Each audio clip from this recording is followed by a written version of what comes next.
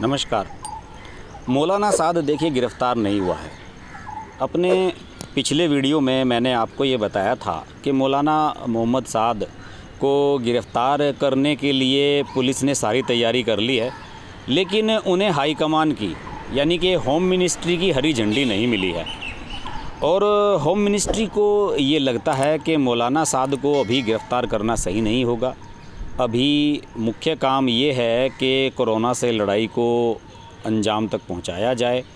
और इसी बीच रमज़ान का महीना आ गया है और रमज़ान के महीने में किसी भी तरह की ऐसी स्थिति, अप्रिय स्थिति ना पैदा हो कि जिससे माहौल बिगड़ जाए और पुलिस को अपना सारा फोकस जमातियों को पकड़ने में या फिर कंट्रोल करने में लगाना पड़े, मुकाबले इसके कि उन्हें कोरोना की स्थिति से निपटने के लिए अपनी सारी फोर्स लगानी है।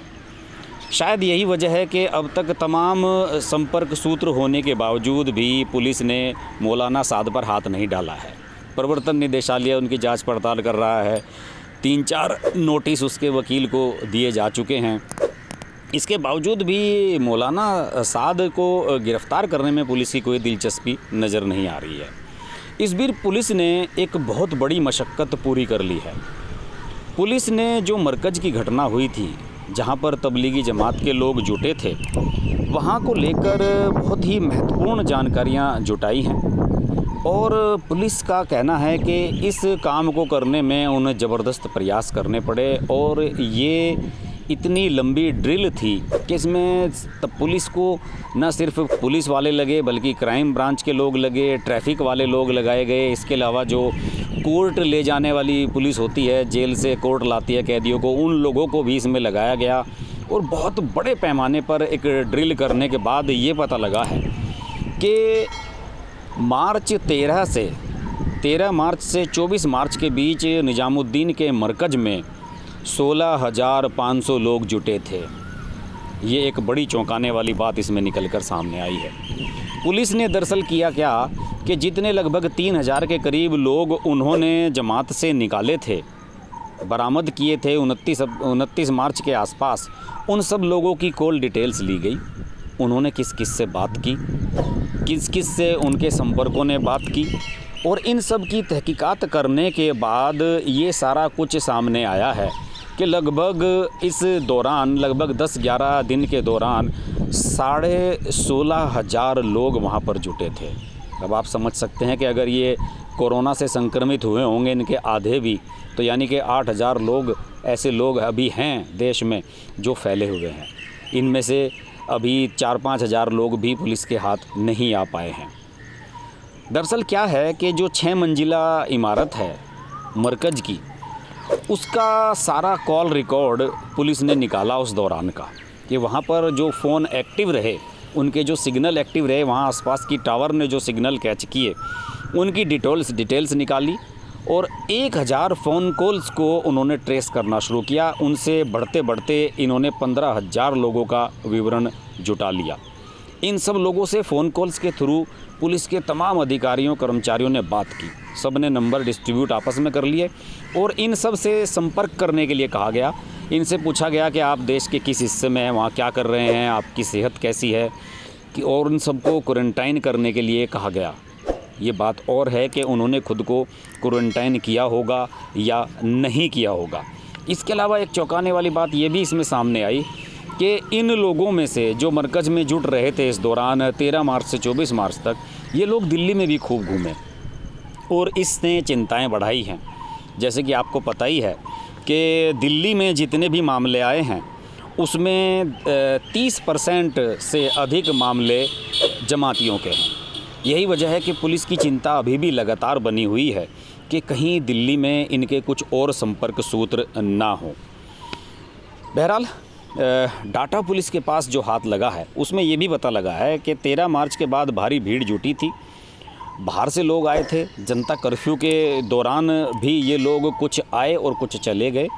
और इसके अलावा जब 25 से लॉकडाउन शुरू हुआ पहले वाला, तो उसके बाद ये लोग, इनमें से काफ़ी लोग यहाँ पर फंस गए, जिन्हें लगभग 2300 लोगों को 29 से 31 मार्च के बीच पुलिस ने यहाँ से निकाला था। इसके अलावा 200 जमाती ऐसे थे जो मरकज़ से निकलकर दिल्ली की विभिन्न मस्जिदों में छिप गए थे और उन्हें पुलिस ने वहाँ से ढूंढ निकाला। आपको पता ही होगा कि मोहम्मद साद व 6 लोगों के खिलाफ़ FIR हुई है इसमें, और ये FIR इसलिए भी की गई है क्योंकि 13 मार्च को दिल्ली सरकार ने ये ऐलान कर दिया था कि अब दिल्ली में कोई भी धार्मिक आयोजन नहीं होगा जहाँ पर भीड़ जुटेगी। इसलिए उन्होंने इसका भी उल्लंघन किया और इस दौरान भी आपने 15-16 हज़ार लोग वहाँ पर जुटाए और 3,000 के करीब लोग वहाँ पर अवैध रूप से रुके रहे, जो 29 मार्च को वहाँ से 31 मार्च तक वहाँ से निकाले गए। इनमें से ज़्यादातर कोरोना के पेशेंट निकले। इसके अलावा मौलाना साद की गिरफ़्तारी को लेकर अभी अटकलें लगातार चली रही हैं और कई टीवी चैनलों ने दावा कर दिया था कि मौलाना साद जल्द गिरफ़्तार हो जाएगा, लेकिन अभी नहीं होगा। मेरी सूचना बिल्कुल सही थी कि ईद मनने से पहले मौलाना साद गिरफ़्तार नहीं होगा। इसके अलावा पुलिस ने उसके वकील के थ्रू मौलाना साद को नोटिस भेजा था कि भाई आप अपनी टेस्ट आप कराइए कोरोना का और बताइए कि आपकी पॉजिटिव या निगेटिव।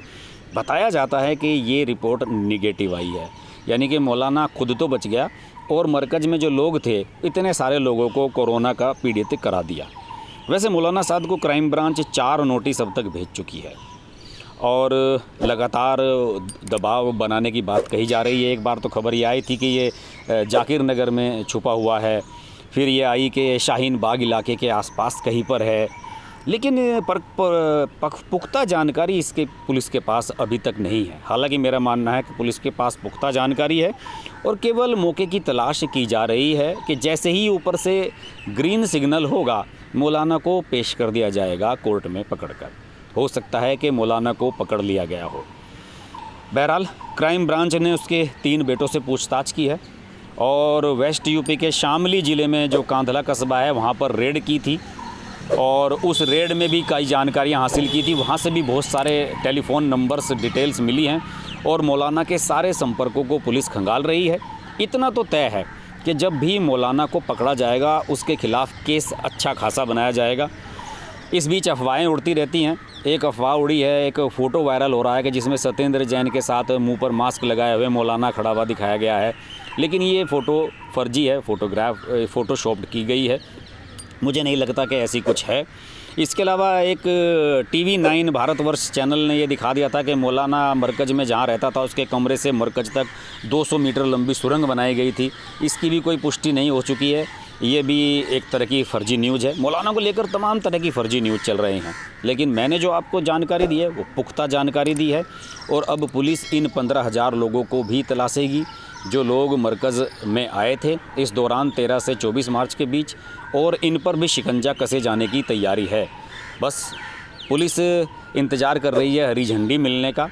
दूसरी ओर योगी आदित्यनाथ ने, जो उत्तर प्रदेश के चीफ मिनिस्टर हैं, उन्होंने तो अभी हाल ही में अपने एक वीडियो में साफ कह दिया है, एक टीवी चैनल को इंटरव्यू देते हुए उन्होंने साफ कहा है कि जमातियों ने उत्तर प्रदेश में ये फैलाया और स्वास्थ्य कर्मियों के साथ बदतमीजी की, इस तरह की हरकतें की और उन्हें वो छोड़ेंगे नहीं। योगी को भी इंतज़ार है कि हाईकमान का ऑर्डर मिले, तो योगी तो रासुका लगाने के लिए सब पर तैयार बैठे हुए हैं। बहरहाल ये मामला अभी सेंसिटिव है। 16,500 लोगों को तलाश कर पाना, वो कहाँ पर हैं, किस स्थिति में हैं, स्वस्थ हैं, बीमार हैं, एक बहुत बड़ी ड्रिल है और ये ड्रिल अभी आने वाले दिनों में चलने वाली है। इस मामले पर हम नज़र बनाए रखेंगे। अब देखते रहिए हर्ष की बात लाइव।